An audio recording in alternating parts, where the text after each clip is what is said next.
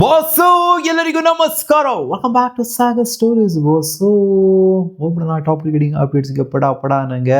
First update, ನೆದರ್ಲ್ಯಾಂಡ್ಸ್ನ captain ಆಗಿರೋ Scott Edwards ಅವರು ಮಾತಾಡ್ತಾ ಇದ್ದಾರೆ ರಿಲೇಟೆಡ್ ಟು ಹೊಸ ಫಾರ್ಮ್ಯಾಟು ODI ವರ್ಲ್ಡ್ ಕಪ್ದು. ಸೊ ಈ ಫಾರ್ಮ್ಯಾಟ್ ಏನಿದೆ 12th, 13th and 14th team, ಹೌದು 14 ಟೀಮ್ ಇರ್ಬೋದು. ಅಲ್ಲೇ ಸೂಪರ್ ಸೀರೀಸ್ ಅಂತೆ, 3 ಟೀಮು ಅಲ್ಲೇ ಆಡ್ಬೇಕಂತೆ, ಅಲ್ಲೇ ನೆಗೆಟ್ ಆಗ್ಬೇಕಂತೆ, 2 ಟೀಮ್ ಎಲಿಮಿನೇಟ್ ಆಗ್ಬೇಕಂತೆ. ಸೊ ಈ ತರ ಮಾಡ್ತು ಅಂತ ಅಂದ್ರೆ ಹೌದು ಸೂಪರ್ 7 ಸ್ಟೇಜು, ಆ ಸ್ಟೇಜು ಈ ಸ್ಟೇಜ್ ಎಲ್ಲ ತಗೊಂಡ್ಬಂದಿದ್ರ ನೀವು, ಗ್ರೂಪ್ ಸ್ಟೇಜ್ 2 ಗ್ರೂಪ್ ಸ್ಟೇಜ್ ಆಗಿ ತಗೊಂಡ್ಬಂದಿದ್ರ ನೀವು. ಸೊ ಓಕೆ, ಎಲ್ಲ ಓಕೆ, ಬಟ್ ನೀವು ಕ್ರಿಕೆಟ್ ನ ಬೆಳೆಸಬೇಕು ಅಂತಂದ್ರೆ ಚಿಕ್ಕ ನೇಷನ್, ದೊಡ್ಡ ನೇಷನ್ ಮೇಲೆ ಆಡೋ ತರ ಮಾಡಬೇಕು. ಈ 12th, 13th and 14th ಆಗಿ ಏನ್ ಸೆಲೆಕ್ಟ್ ಮಾಡ್ತೀರಾ ನೀವು, ಸೊ ಇವರು ಕೂಡ ಟಾಪ್ ಕ್ವಾಲಿಟಿ ಟೀಮ್ ಮೇಲೆ ಆಡಬೇಕು, ಆ ತರ ಮಾಡಬೇಕು. ನೀವು 2 ಗ್ರೂಪ್ ಆಗಿನೇ ಡಿವೈಡ್ ಮಾಡಿ. ಇವ್ರು ಹೇಳ್ತಿರೋದೇನು ಅಂತಂದ್ರೆ 12, 13 ಮತ್ತೆ 14 ತೆಗೆದ್ಬಿಡಿ, ಆ ಸೂಪರ್ ಏನೋ ಇದೆಯಲ್ಲಪ್ಪ, ಅದು ಸೂಪರ್ ಸೀರೀಸ್ ಅಂತ ಏನೋ ಇದೆಯಲ್ಲ, ಅದನ್ನ ತೆಗೆದಾಕ್ಬಿಟ್ಟು ಸೊ ನೀವು ಸುಮ್ಮನೆ ಅಮಿಕೊಂಡು 7 ಟೀಮ್ನ ಗ್ರೂಪ್ ಆಗಿ ಡಿವೈಡ್ ಮಾಡಿ ಅಂತ ಇವ್ರು ಹೇಳ್ತಾ ಇದ್ದಾರೆ.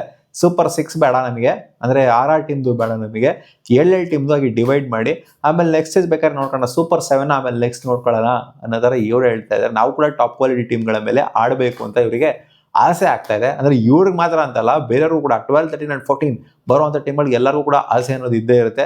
ಅಲ್ಲೇ ಟೀಮ್ ನೆಗೆಟ್ ಆಗೋಗ್ಬಿಡ್ತು ಅಂದರೆ, ಎಲಿಮಿನೇಟ್ ಆಗೋಗ್ಬಿಡ್ತು ಅಂತಂದ್ರೆ ಇನ್ನೇನು ಪ್ರೂವ್ ಮಾಡ್ಕೊಳ್ಳೋದಕ್ಕಾಗತ್ತೆ ನಾವು ಅಂತ ಅವ್ರು ಕೇಳ್ತಿದ್ದಾರೆ. ಅವ್ರು ಕೇಳೋದ್ರಲ್ಲೂ ಕೂಡ ಅರ್ಥ ಇದೆ, ಏನಿಲ್ಲ ಅರ್ಥ ಇಲ್ಲ ಅಂತೇನಿಲ್ಲ. ಒಂದ್ ಕಡೆ ಪಾಸಿಟಿವಿಟಿ ಆಗಿದೆ, ಇನ್ನೊಂದ್ ಕಡೆ ನೆಗೆಟಿವಿಟಿ ಆಗಿದೆ, ಇನ್ನು ಮಾಡೋಕ್ಕಾಗಲ್ಲ, ಆಕ್ಸೆಪ್ಟ್ ಮಾಡಬೇಕು. ಈ ಸೀಸನ್ ಇದೇ ತರ ನಡೆಯುತ್ತೆ. ಅಪೇಟ್ ನಂಬರ್ 2, ಗಿಲ್ ಅವರು ಹೇಳಿದ್ದಾರೆ would have not taken the single in the second last over ಅಂತ. ಜೋ ರೂಟ್ ಅವರ 99 ರಿಲೇಟೆಡ್ ತಗೊಂಬಾರ್ದಾಗಿತ್ತು ಆ ಸಿಂಗಲ್ನ ಅನ್ನೋ ಥರ ಹೇಳಿದ್ದಾರೆ. ತಗೊಂಡಿಲ್ಲ ಅಂದ್ರೆ ಸೆಂಚುರಿ ಕಂಪ್ಲೀಟ್ ಆಗಿರೋದು ಅನ್ನೋ. ನಾನು ಅದೇ ಹೇಳ್ತೀನಿ ಗುರು, ಅಲ್ಲಿ ಸಿಂಗಲ್ ಅವಶ್ಯಕತೆ ಏನಿರಲಿಲ್ಲ. ಇದನ್ನು ಟೂರ್ನಮೆಂಟ್ ಆಡ್ತಿಲ್ಲ, ವರ್ಲ್ಡ್ ಕಪ್ ಆಡ್ತಾ ಇಲ್ಲ, ಆಡ್ತಿರೋದೇ ಬಯಲಾಟ್ರಲ್ ಸೀರೀಸು. ಸೊ ಯಾವ ಟೀಮಲ್ಲಿ ಯಾವ ಟ್ಯಾಕ್ಟಿಕ್ಸ್ನ ಯೂಸ್ ಮಾಡಬೇಕು ಅನ್ನೋದು ಸಿಕ್ಕಾಪಟ್ಟೆ ಮ್ಯಾಟ್ರ್ ಆಗುತ್ತೆ. ಅದೇ ವರ್ಲ್ಡ್ ಕಪ್ ಏನಾದ್ರು ಇದ್ದಿತ್ತು ಅಂತಂದರೆ ನೆಟ್ ಮ್ಯಾಟ್ರಿಗೆ ಬರುತ್ತೆ ಅನ್ನೋ ಥರ ಇದ್ದಿತ್ತು ಅಂದರೆ ಒಡೆದು ಮುಗಿಸೋರು ಯಾವ ಸೆಂಚುರಿ, ಯಾವ 50, ಯಾವ ಬದನೆಕಾಯಿ ಅನ್ನೋ ಥರ ಅನ್ಬೋದಾಗಿತ್ತು. ಬಟ್ ಇಲ್ಲಿ ನೋಡ್ತಂದ್ರೆ ಏನು ಯೂಸೇ ಇಲ್ಲ ಅಲ್ಲಿ. First of all net use ಇಲ್ಲ, ಏನು ಯೂಸ್ ಇಲ್ಲ. ಸೊ ಜಸ್ಟ್ ನಾವು ಟೀಮ್ನ ಗೆಲ್ಸ್ಬೇಕು. ಹೌದು ಟೀಮ್ ಗೆಲ್ತು ಗುರು. ಅಲ್ಲಿ ಟೀಮಲ್ಲಿ ಏನು 1 ರನ್ 2 ರನ್ ಐತಲ್ಲಿ. ಸೊ ಟೀಮ್ ಗೆಲ್ತಿರ್ಲಿಲ್ವಾ, ಆರಾಮಾಗಿ ಗೆಲ್ತಾ ಇತ್ತು. ಗೆಲುವು ಓಕೆ, ಬಟ್ ಸೆಂಚುರಿ ಬೇಕಿತ್ತಮ್ಮ ಅಂತ ಇವರು ಕೂಡ ಹೇಳ್ತಾ ಇದ್ದಾರೆ ಇದರಲ್ಲಿ. ಸೊ ಟ್ಯಾಕ್ಟಿಕಲ್ ಎರರ್ ಅಂತಾನೆ ಹೇಳ್ತೀನಿ ನಾನು. ಬಟ್ ಜೋ ರೂಟ್ ಹೇಳ್ತಾರೆ ನನಗೆ ಸಿಂಗಲ್ ಬೇಡ, ಏನು ಬೇಡ, ನಾನೇ ಮುಗಿಸೋ ಅಂತ ಹೇಳಿದೆ ಅಂತ ಹೇಳ್ತಾರೆ. ಅಪ್ಡೇಟ್ ನಂಬರ್ 3, ಕ್ರಿಕೆಟ್ ಒಬ್ಬ ಲೆಜೆಂಡ್ನ ಇವತ್ತು ಕಳ್ಕೊಂಡಿದೆ.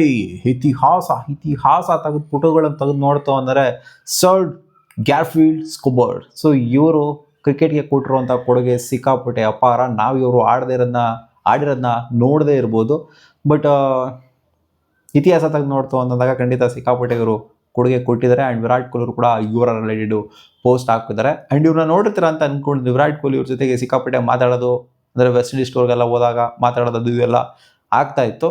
ಸೊ ಇವ್ರ ಜೊತೆನಾಗಿರಲಿ, ಜೊತೆಗೆ ವಿವಿಯನ್ ರಿಚರ್ಡ್ಸ್ ಜೊತೆಗಾಗಿರಲಿ, ಸೊ ಇವ್ರು ಅವ್ರಿಗಿನ ಸೀರಿಯಲ್ ಹತ್ರ ಕಾಣಿಸ್ತೈತೆ ಇವ್ರ ಅಪಿಯರೆನ್ಸ್ ಎಲ್ಲ ನೋಡ್ತು ಅಂತ ಅಂದಾಗ. ಸೊ ಇವಾಗ ಕಳ್ಕೊಂಡಿದ್ದೀವಿ, ಕ್ರಿಕೆಟ್ ಜಗತ್ತು ಇವತ್ತು ಇವ್ರನ್ನ ಸ್ಕೂಬರ್ನ ಕಳ್ಕೊಂಡಿದೆ.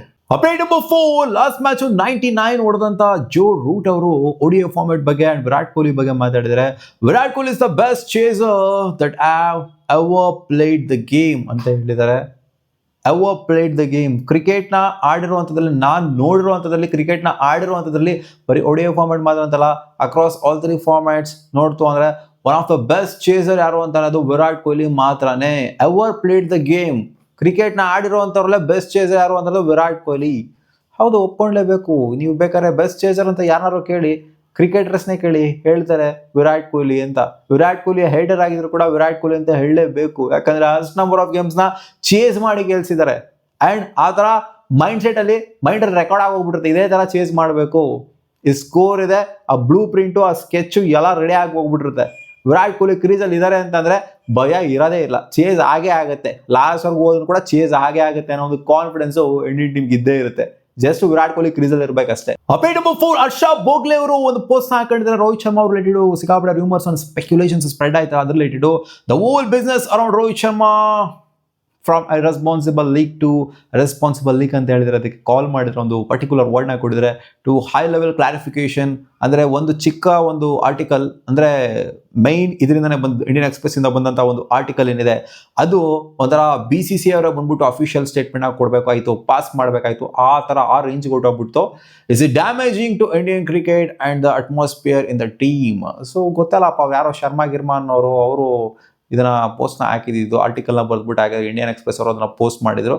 ಸೊ ಎಲ್ಲ ಬೆರಳು ತೋರಿಸೋದು ಇವಾಗ ಶರ್ಮಾನ್ ಅವ್ರ ಹತ್ರ. ಆ್ಯಂಡ್ BCCI ಬಂದ್ಬಿಟ್ಟು ಈ ಥರ ಹೇಳ್ದಲ್ಲ, ಅಫಿಷಿಯಲ್ ಆಗಿ ಈ ಥರ ಹೇಳ್ತಲ್ಲ, ನಾವು ಅವ್ರನ್ನ ರಿಟೈರ್ ಆಗುವಂತ ಏನು ಹೇಳ್ತಾ ಇಲ್ಲ, ನಾವು ಅವರ ಸ್ಕೀಮ್ ಆಫ್ ಥಿಂಗ್ಸಲ್ಲಿ ಇಟ್ಕೊಂಡಿದ್ದೀವಿ ಅಂತ ಹೇಳ್ತಾ ಇದ್ದಂಗೆ ಅವರಿಗೆ ಶೇಪ್ ಔಟ್ ಆಗಬೇಕು. ಆ್ಯಂಡ್ ಇಂಡಿಯನ್ ಎಕ್ಸ್‌ಪ್ರೆಸ್ಸಿಗೆ ಶೇಪ್ ಔಟ್ ಆಗಬೇಕು. ಟೈಮ್ಸ್ ಆಫ್ ಇಂಡಿಯಾ ಅವರು ಇವರೆಲ್ಲ ರಿಪೋರ್ಟ್ ಮಾಡಿದ್ರು, ಇಂಡಿಯನ್ ಎಕ್ಸ್‌ಪ್ರೆಸ್ ರಿಪೋರ್ಟ್ ಮಾಡ್ತಾ ಇದ್ದಂಗೆ. ಸೊ ಅವ್ರಿಗೆ ಅದೊಂಥರ ಶೇಪ್ ಔಟ್ ಆಗಿದೆ ಅಷ್ಟೇ. ಯಾಕಂದರೆ ಮೈನ್ ಸೈಟ್ಗಳು ಇವರೆಲ್ಲ ಆರ್ಟಿಕಲ್ಸ್ ಬರೆಯೋದು ಒಂಥರ ಯಾವುದ್ಯಾವುದೋ ಸೈಟ್ಗಳು, ಒಂಥರ ಇನ್ವ್ಯಾಲಿಡ್ ಸೈಟ್ಗಳಿಂದ ಬಂದಿರೋಂಥ ಆರ್ಟಿಕಲ್ ಅಲ್ಲ, ಅದು ವ್ಯಾಲಿಡ್ ಸೈಟ್ಗಳಿಂದ ವ್ಯಾಲಿಡ್ ನ್ಯೂಸ್ ಆರ್ಟಿಕಲ್ ಅದು. ಸೊ ಇವ್ರು ನೋಡ್ತಾ ಅಂದರೆ ಫೇಕ್ ನ್ಯೂಸ್ಗಳನ್ನ, ಫೇಕ್ ರಿಪೋರ್ಟ್ಸ್ಗಳನ್ನ ಕೊಡ್ತಾ ಇದ್ದಾರೆ. ಸೊ ಆಬ್ವಿಯಸ್ಲಿ ಅದೊಂಥರ ಡ್ಯಾಮೇಜಿಂಗ್ ಅಂತಾನೆ ಅನ್ಸುತ್ತೆ ರೋಹಿತ್ ಶರ್ಮಾ ಅವ್ರಿಗೆ. ಅಪ್ಡೇಟ್ ನಂಬರ್ 6, ಆಕಾಶ್ ಚೋಪ್ರಾ ಅವರು ಕ್ಲೋಸ್ ಆಗಿ ಗಮನಿಸ್ಬಿಟ್ಟು ಒಂದು ಬಿಗ್ ಸ್ಟೇಟ್ಮೆಂಟ್ ಆಗಿ ಕೊಡಿದ್ದಾರೆ ಸಿರಾಜ್ ಭಯ್ಯ ರಿಲೇಟೆಡ್. ಸಿರಾಜ್ನ ಟೀಮ್ ಇಂಡಿಯಾ ಯಾವ ತರ ಸೈಡ್ ಲೈನ್ ಮಾಡ್ತಾ ಇದೆ ಅಂತ ಅಂದ್ರೆ ಎವಿಡೆಂಟ್ ಆಗೋದು ಎದ್ದೆದ್ದಿ ಕಾಣಿಸ್ತಾ ಇದೆ. ಬೇಕು ಅಂತಾನೆ ಸೈಡ್ ಲೈನ್ ಮಾಡ್ತಾ ಇದೆ. ಫಸ್ಟ್ ODI ಸೈಡ್ ಲೈನ್ ಮಾಡಿದ್ರೆ ಎಂತೆಂಥ ಸ್ಪೆಲ್ಗಳನ್ನ ಹಾಕಿದ್ರು, ಎಂತೆಂಥ ಬೌಲಿಂಗ್ನ ಮಾಡಿದ್ರು ಸಿರಾಜ್ ಭೈ. 2023 ಏಷ್ಯಾ ಕಪ್ನ ಮರ್ತೋಗ್ಬಿಟ್ರ, ವರ್ಲ್ಡ್ ಕಪ್ಪಲ್ಲಿ ಆಡೋದನ್ನ ಮರ್ತೋಗ್ಬಿಟ್ರ, ಎಲ್ಲ ಮರ್ತೋಗ್ಬಿಟ್ರ ನೀವು. ಆ್ಯಂಡ್ T20 ವರ್ಲ್ಡ್ ಕಪ್ ಅಂತ ಬಂದಾಗ ಫಸ್ಟ್ ಮ್ಯಾಚ್ ಹೌದು ರಿಪ್ಲೇಸ್ಮೆಂಟ್ ಅದು ಇದಾಗೆ ಆಡ್ ಆನ್ ಆಗಿರೋ ಸ್ಕ್ವಾಡಿಗೆ. ಆ್ಯಂಡ್ ಮೊದಲನೇ ಮ್ಯಾಚಲ್ಲೇ ಬಂದ್ಬಿಟ್ಟು 3 ವಿಕೆಟ್ ಎತ್ತಿದ್ರು. ಆಮೇಲೆ ಅಲ್ಲಿ ಸೈಡ್ ಲೈನ್ ಮಾಡ್ಬಿಟ್ರಿ, ಅಲ್ಲಿ ಆಡಿಸ್ಲೇ ಇಲ್ಲ, ಆ ಥರ ಆಗೋಗ್ಬಿಡ್ತು. ಆ್ಯಂಡ್ ಎಲ್ಲ ಕಡೆನೂ ಕೂಡ ನೆಗೆಟ್ ಮಾಡಿದ್ರು. ಇವಾಗಲೂ ಕೂಡ ಅಷ್ಟೇನೆ ಒಂಥರ ಬಿಟ್ಬಿಡ್ತಾ ಇದ್ದಾರೆ. ಸಿರಾಜನ್ನ ಕನ್ಸಿಡರೇ ಮಾಡ್ತಿಲ್ಲ, ಬೇರೆಯವ್ರಿಗೆ ಹಿಡಿಯೋದಕ್ಕೆ ಹೋಗ್ತಾ ಇದ್ರೆ ಹೊರತು ಸಿರಾಜ್ ಪ್ರೂವ್ ಮಾಡಿರೋಂಥ ಪ್ಲೇಯರ್ನ ನೀವು ಈ ಥರ ಅದೇ ಬೌಲಿಂಗ್ ಮಾಡೋದಕ್ಕಾಗೋದಿಲ್ಲ, ಆ ಬಾಲಲ್ಲಿ ಬೋಲ್ ಮಾಡೋಕ್ಕಾಗಲ್ಲ, ನ್ಯೂ ಬಾಲಲ್ಲಿ ಬೋಲ್ ಮಾಡೋಕ್ಕಾಗಲ್ಲ, ವರ್ಲ್ಡ್ ಬಾಲಲ್ಲಿ ಬೋಲ್ ಮಾಡೋಕ್ಕಾಗಲ್ಲ, ಹಂಗೆ ಮಾಡೋಕ್ಕಾಗಲ್ಲ, ಹಿಂಗೆ ಮಾಡೋಕ್ಕಾಗಲ್ಲ ಅಂತ ರೀಸನ್ಗಳನ್ನ ಕೊಟ್ಬಿಟ್ಟು ನೀವೊಬ್ಬ ಸ್ಕಿಲ್ ಇರುವಂಥ ಈ ಥರ ಪ್ಲೇಯರ್ನ ಈಚೆ ಕಡೆ ಇಡ್ತೀರಾ ಅಂದರೆ, ಬೇಕು ಅಂತ ಸೈಡ್ ಲೈನ್ ಮಾಡ್ತೀರಾ ಅಂತಂದರೆ ಏನು ಇದರ ಹಿಂದಿನ ರಹಸ್ಯ ಅಂತ ನನಗೆ ಗೊತ್ತಾಗ್ತಾ ಇಲ್ಲ ಅನ್ನೋ ಆಕಾಶ್ ಚೋಪ್ರಾ ಅವ್ರು ಡೈರೆಕ್ಟಾಗಿ ಕೇಳಿದರೆ ನಿಜ ಕೂಡ ಅನ್ಸುತ್ತೆ. ಅವರು ಸುಮ್ಮನೆ ಹೌದು ಇಂಜುರಿ ಅವೆಲ್ಲ ಏನೂ ಇಲ್ಲ, ಬೇಕು ಅಂತಲೇ ಇವಾಗ ಈಚೆಗಡೆ ಇಟ್ಟಿರೋದು. ಇಂಜುರಿಯಿಂದ ಏನು ಬಳಲ್ತಾ ಇಲ್ಲ ಸಿರಾಜ್ ಭೈ ಅವರು. ಸೊ ಏನೋ ಅರ್ಥ ಆಗಲ್ಲಪ್ಪ, ಒಂದು ಅರ್ಥ ಆಗೋದಿಲ್ಲ ಇವರೆಲ್ಲ ಆಡೋದು ನೋಡ್ತಾರೆ. ಅಪ್ಡೇಟ್ ನಂಬರ್ 7, ಕುಲ್ದೀಪ್ ಯಾದವ್ನ ಲಾಸ್ಟ್ ಮ್ಯಾಚಿಗೆ ಆಡಿಸ್ಬೇಕು ಅಂತ ಅನ್ಕೊಂಡಿದ್ದಾರೆ ಅಂತ ಅಪ್ಡೇಟ್ ಬಂದಿದೆ. ಇನ್ನೇನು ವಾಷಿಂಗ್ಟನ್ ಸುಂದರ್ ರೋಲ್ಡ್ ಔಟ್ ಆಗಿದ್ದಾರಲ್ಲ, ಅವರು ಆಡೋದಕ್ಕೆ ಆಗೋದಿಲ್ವಲ್ಲ. ಸೊ ಆ ಒಂದು ಜಾಗದಲ್ಲಿ ವಾಷಿಂಗ್ಟನ್ ಜಾಗದಲ್ಲಿ ಕುಲ್ದೀಪ್ ಅಣ್ಣನ ಕರ್ಕೊಬರ್ಬೇಕು ಅಂತ ಅನ್ಕೊಂಡಿದ್ದಾರೆ ಅನ್ನೋ ಥರ ಕಾಣಿಸ್ತೈತಿ. ನಾನು ಬರಲೇಬೇಕಲ್ವಪ್ಪ, ಒಬ್ರು ಇಂಜುರಿ ಅಂತಂದರೆ ನೋಡಿ ಎಲ್ಲರೂ ಆಡಿಸ್ದಂಗೆ ಆಗುತ್ತೆ. ಆ್ಯಂಡ್ KL ರಾಹುಲ್ ಕೂಡ ವಾಪಸ್ ಬರ್ತಾರೆ ಅಂತ ಅನ್ಕೊಂಡಿದ್ದೀನಿ. ಇಶಾನ್ ಕಿಶನ್ ಅವ್ರ ಜಾಗದಲ್ಲಿ ಬರುವಂಥ ಚಾನ್ಸಸ್ಸು ಕಾಣಿಸ್ತಾ ಇದೆ. ನೋಡೋಣ ಏನೆಲ್ಲ ಚೇಂಜಸ್ನ ಎಕ್ಸ್ಪೆಕ್ಟ್ ಮಾಡ್ಬೋದು ನೆಕ್ಸ್ಟ್ ಮ್ಯಾಚಲ್ಲಿ ಅಂತ. ಅಪ್ಡೇಟ್ ನಂಬರ್ 8, ರವಿ ಅಶ್ವಿನ್ ಅವರು ಮಾತಾಡಿದ್ರೆ ಸೆಕೆಂಡ್ ODI ಮ್ಯಾಚ್ ಬಗ್ಗೆ, ಶ್ರೇಯಸ್ ಅಯ್ಯರ್ ಅವರ ಬ್ಯಾಟಿಂಗ್ ಬಗ್ಗೆ. I feel Shreyas Iyer's batting was class. If someone is batting in partnership with Virat Kohli, it is very difficult to see someone else batted better than Virat Kohli. Virat Kohli ಜೊತೆಗೆ ಯಾರು ಆಡ್ತಾ ಇದ್ದಾರೆ ಅಂತಂದರೆ ಅವ್ರಿಗಿನ ಸಖತ್ತಾಗಿ batting ಆಡಿದ್ರು ಅಂತ ಹೇಳಿದ್ರು ಸಿಕ್ಕಾಪಟ್ಟೆ ಕಷ್ಟ. ಬಟ್ ನಾನು ಹೇಳ್ತೀನಿ ಶ್ರೇಯಸ್ ಅಯ್ಯರ್ ವಿರಾಟ್ ಕೊಹ್ಲಿಗಿಂತ ಚೆನ್ನಾಗಿ ಬ್ಯಾಟಿಂಗ್ನ ಆಡಿದ್ರು ಲಾಸ್ಟ್ ಮ್ಯಾಚಲ್ಲಿ. ಕಂಪೇರ್ ಮಾಡ್ತಾ ಇಲ್ಲ ಅಂತಂದ್ರೂ ವಿರಾಟ್ ಕೊಹ್ಲಿಗಿಂತ ಚೆನ್ನಾಗಿ ಬ್ಯಾಟಿಂಗ್ ಆಡಿದ್ರು. 1 ರನ್ ಜಾಸ್ತಿ ಹೊಡ್ತಾರೆ ಅಂತ ಹೇಳ್ತಿಲ್ಲ, ಬಟ್ ಆ ಒಂದು ಸ್ಟೇಜಲ್ಲಿ ಚೆನ್ನಾಗಿ ಬ್ಯಾಟಿಂಗ್ ಆಡಿದ್ರು ಅಂತ ಹೇಳ್ತಾ ಇದ್ದಾರೆ. In this case Shreyas was looking napped and tucked with Virat ಜೊತೆಗೆ ಮ್ಯಾಚ್ ಮಾಡುವಂಥ ಪರ್ಫಾರ್ಮೆನ್ಸ್ನ ಕೊಟ್ಟಿದ್ದಾರೆ ಅಂತ.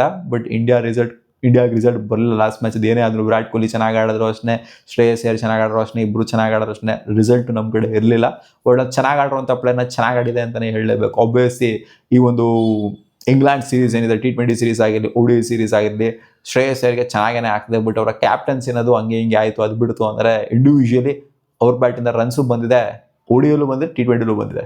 Update number 9, Kerala cricket association Kerala cricket league 2026 ಅಲ್ಲಿ ಸಂಜು ಸ್ಯಾಮ್ಸನ್ನ ಇವರು ನೇಮ್ ಮಾಡಿದರೆ ಐಕಾನ್ ಆಫ್ ದ ಟೂರ್ನಮೆಂಟ್ ಅಂತ. ಕೇರಳ ಕ್ರಿಕೆಟ್ ಅಸೋಸಿಯೇಷನ್ ಇನ್ನೇನು ಅವ್ರು ಮಾಡ್ಕೊಂತಾರೆ ಬಿಡಿ. ಇನ್ನೇನು ಸಂಜು ಸ್ಯಾಮ್ಸನ್ ಒಬ್ಬರು ರೆಕಗ್ನೈಸಬಲ್ ಇರುವಂಥದ್ದು ಕೇರಳ ಕ್ರಿಕೆಟ್ ಅಂತ ಬಂದಾಗ ಅವರೇ ಜಾಸ್ತಿ ಸಾಧನೆ ಕೂಡ ಮಾಡೋದು ಕೇರಳದಿಂದ. ಸೊ ಆಬ್ವಿಯಸ್ಲಿ ಅವ್ರನ್ನ ಹೈಲಿ ರೇಟ್ ಮಾಡಲೇಬೇಕು, ಆ್ಯಂಡ್ ಐಕನ್ ಅಂತ ಅನೌನ್ಸ್ ಮಾಡಲೇಬೇಕು. ಕೇರಳ ಕ್ರಿಕೆಟ್ ಲೀಗಿಗೆ ಇವ್ರನ್ನ ಐಕನ್ ಅಂತ ಇನ್ಯಾರನ್ನ ಮಾಡೋಕ್ಕಾಗತ್ತೆ ಗುರು. ಕೇರಳ ಅಂತ ಬಂದಾಗ ಸಂಜು ಸ್ಯಾಮ್ಸನ್ನೇ ಫಸ್ಟು ಕಣ್ಣಿಗೆ ಕಾಣಿಸೋದು. ಇವಾಗ ನಮ್ಮ ಕರ್ನಾಟಕ ಅಂತ ಬಂದಾಗ KL ರಾಹುಲ್ ಕಾಣಿಸಲ್ವ ಕಣ್ಣಿಗೆ, ಆ ಥರ ಅಲ್ಲಿ ಕಾಣಿಸ್ತದೆ ಅಷ್ಟೇ. ಏನು ಅಲ್ಲಿ ಮಾಡೋದ್ರಲ್ಲಿ ತಪ್ಪು ಕಿಪ್ಪೆಲ್ಲ ಏನಿಲ್ಲ, ಬಟ್ ಟೀಮಿಂದನೇ ನೆಗೆಟ್ ಆಗೋಗ್ಬಿಟ್ಟಿದ್ರಲ್ಲ ಇವಾಗ. ಅಪ್ಡೇಟ್ ನಂಬರ್ 10, ಗ್ರೌ ಮೆನ್ಷನ್ ಮಾಡಿದ್ರು ಹರ್ಭಜನ್ ಸಿಂಗ್ ಅವರು. ಈ ಮ್ಯಾನೇಜ್ಮೆಂಟ್ ಇದೆ ಇಂಡಿಯನ್ ಟೀಮ್ನ ಮ್ಯಾನೇಜ್ಮೆಂಟು ಸರ್ವನಾಶ ಮಾಡಾಕ್ಬಿಡ್ತಾರೆ ನೋಡಿ. ಬೇಕಾದರೆ ಇಂಡಿಯನ್ ಟೀಮ್ನ ಡೆಸ್ಟ್ರಾಯ್ ಮಾಡಾಕ್ಬಿಡ್ತಾರೆ. ಇಂಡಿಯನ್ ಕ್ರಿಕೆಟ್ ವಿಲ್ ಫಿನಿಶ್ ಅಂತ ಹೇಳಿದ್ದಾರೆ. ಈ ಮ್ಯಾನೇಜ್ಮೆಂಟ್ ಇತ್ತು ಅಂತಂದರೆ ಅದೇನು ಒಬ್ರಿಗೆ ಪಾಯಿಂಟ್ ಔಟ್ ಮಾಡ್ಬಿಟ್ಟು ಏನು ಹೇಳಿಲ್ಲ, ಅದನ್ನು ಕೋಚ್ ಬಗ್ಗೆ ಹೇಳಿದ್ರು ಅಥವಾ ಸೆಲೆಕ್ಟರ್ಸ್ ಬಗ್ಗೆ ಹೇಳಿದ್ರು ಅಥವಾ ಮ್ಯಾನೇಜ್ಮೆಂಟ್ ಬಗ್ಗೆ ಡೆಡಿಕೇಟೆಡ್ ಆಗೇನೆ ಹೇಳಿದ್ರು, ಎಲ್ಲರ ಬಗ್ಗೆ ಒಂಥರ ಒಟ್ಟಿಗೂಡಿಸ್ಕೊಂಡು ಹೇಳಿದ್ರು ಅಂತ ಅಂದ್ಕೊಳ್ಳಿ. ಯಾಕೆಂದರೆ ಆಗ್ತಾರಂಥ ಚಾಪಿಂಗು ಟೀಮಲ್ಲಿ ಇವ್ರನ್ನ ತೆಗೆದಾಕೋದು, ಅವ್ರನ್ನ ಹಾಕೊಳ್ಳೋದು, ಯಾರನ್ನೂ ಹಾಕೊಳ್ಳೋದು, ಕಲ್ಗಚ್ಚು ಮಾಡೋದು, ಹಂಗೆ ಮಾಡೋದು, ಹಿಂಗೆ ಮಾಡೋದು. ಇನ್ಫ್ಯಾಕ್ಟ್ ರೋಹಿತ್ ಶರ್ಮಾ ಅವ್ರಿಗೆ ಒಂಥರ ಇನ್ಸೆಕ್ಯೂರಿಟಿ ಫೀಲ್ ಮಾಡಿಸೋದು. ಅಷ್ಟು 2 ವರ್ಷ ಆಡಿರುವಂಥ 2 ಡೆಕೆಡ್ ಆಡಿರುವಂಥ ರೋಹಿತ್ ಶರ್ಮಾಗೆ ಇನ್ಸೆಕ್ಯೂರಿಟಿ ಫೀಲ್ ಮಾಡಿಸೋದು. ಸೊ ಇದೆಲ್ಲ ಸೀರಿಯಸ್ಲಿ ಸಿಲಿ ಅಂತ ಅನ್ಸುತ್ತೆ. ಆ್ಯಂಡ್ ಇಂಡಿಯನ್ ಕ್ರಿಕೆಟ್ ಈ ಥರ ಎಲ್ಲ ಆಯಿತು ಅಂದರೆ ಸರ್ವೈವ್ ಆಗೋದಕ್ಕೆ ಆಗೋದಿಲ್ಲ. ಆ್ಯಂಡ್ ಸಿಕ್ಕಾಪಟ್ಟೆ ಕೀಳಗೆ ಹೀನಾಯವಾಗಿ ಸೋಲ್ತಾರೆ ಅಂಡ್ ಅನುಭವಿಸ್ತಾರೆ ಸಿಕ್ಕಾಪಟ್ಟೆ ಅಂತ ಇವ್ರು ಇವಾಗಲೇ ಹೇಳ್ತಾ ಇದ್ದಾರೆ. ಆಲ್ರೆಡಿ ಅನುಭವಿಸಿದೀವಿ, 2 T20 ಸೀರೀಸ್ ನೋಡಿದ್ವಲ್ಲ. ಅಂಡ್ ರವಿ ಅಶ್ವಿನ್ ಕೂಡ ಒಂದು ಬಿಗ್ ಸ್ಟೇಟ್ಮೆಂಟ್ ಆಗಿಬಿಟ್ಟಿದ್ದಾರೆ. If someone has served the team for 2 decades they need to be a good exit ಅಂತ ಹೇಳಿದ್ದಾರೆ. ಸೊ ಒಳ್ಳೆ ಎಕ್ಸಿಟ್ ಇರಬೇಕು, ಒಳ್ಳೆ ರಿಟೈರ್ಮೆಂಟ್ ಅನ್ನೋದಿರಬೇಕು. ಈ ಥರ ನಾವೇನೋ ಕಮಿಟ್ಮೆಂಟ್ನ ಮಾಡ್ಕೊಂಡ್ಬಿಟ್ಟಿದೀವಿ, ನಮಗೆ ನಾವೇ ಕಮಿಟ್ಮೆಂಟ್ ಮಾಡ್ಕೊಂಡ್ಬಿಟ್ಟಿದ್ವಿ, ನೀವು ಹೊರಟೋಗ್ಬಿಡಿ, ಆಗೋಯ್ತು ನಿಮ್ದು ಕತೆ, ಹಂಗೆ ಹಿಂಗೆ ಅಂತೆಲ್ಲ ಹೇಳೋಕ್ಕಾಗೋದಿಲ್ಲ ಗುರು. ODI ವರ್ಲ್ಡ್ ಕಪ್ನ ಫೈನಲ್ಸಿಗೆ ಕರ್ಕೊಂಬಂದಂಥವ್ರು captain Rohit Sharma. 2 ODI world ಕಪ್ಪಲ್ಲಿ ಸಗದಾಗಿ ಪರ್ಫಾರ್ಮ್ ಮಾಡಿರೋದು ರೋಹಿತ್ ಶರ್ಮಾ. ನಾನು ODI ವರ್ಲ್ಡ್ ಕಪ್ಸ್ ಬಗ್ಗೆ ಮಾತಾಡಿದ್ದೀನಿ, T20 ವರ್ಲ್ಡ್ ಕಪ್ಸಲ್ಲೂ ಕೂಡ ಸಗದಾಗಿ ಮಾಡಿದ್ದಾರೆ, ಏಷ್ಯಾ ಕಪ್ಸಲ್ಲೂ ಮಸ್ತಾಗಿ ಮಾಡಿದ್ರೆ. ಟೂರ್ನಮೆಂಟ್ ಅಂತ ಬಂದಾಗ ರೋಹಿತ್ ಶರ್ಮಾ ಕೊಡುವಂಥ ಕೊಡುಗೆನೇ ಬೇರೆ, ಟೀಮಿಗೆ ಆ್ಯಡ್ ಮಾಡೋಂಥ ವ್ಯಾಲ್ಯೂನೇ ಬೇರೆ. ಸೊ ಎಲ್ಲ ಇನ್ಸೆಕ್ಯೂರಿಟಿ ಫೀಲ್ ಮಾಡಿಸ್ತಾ ಇದ್ದೀರಲ್ಲ, ನಾಚಿಕೆಗಳು ಅನ್ನೋ ಥರನೇ ಎಲ್ಲರೂ ಉಗಿತಾ ಇರೋದು. ಅದು BCCIಗಾರು ಆಗಿರಲಿ, ಸೆಲೆಕ್ಟರ್ಸ್ಗಾರು ಆಗಿರಲಿ, ಇಂಡಿವಿಜುವಲಿ ಯಾರ್ಯಾರು ಇದರಲ್ಲಿ ಭಾಗಿಯಾಗಿದ್ರು ಅವರೆಲ್ಲರಿಗೂ, ಅಂದರೆ ಇಂಡಿಯನ್ ಎಕ್ಸ್ಪ್ರೆಸ್ ಅವರ ರಿಪೋರ್ಟರ್ಗೂ ಸೇರಿಸ್ಕೊಂಡೆ ಉಗಿತಾ ಇರೋದು. ಇದಿಷ್ಟು ಆಗಿತ್ತು ಮಗ ಟಾಪ್ ಕ್ರಿಕೆಟಿಂಗ್ ಅಪ್ಡೇಟ್ಸ್. ನಿಮ್ಗೆ ವಿಡಿಯೋ ಇಷ್ಟ ಆಗಿತ್ತು ಅಂದರೆ ಸ್ವಲ್ಪ ನಾದರೂ ಒಂದೇ ಲೈಕ್ ಉದ್ರಿಸಿ ಮಗ. ಸಿಗೋಣ.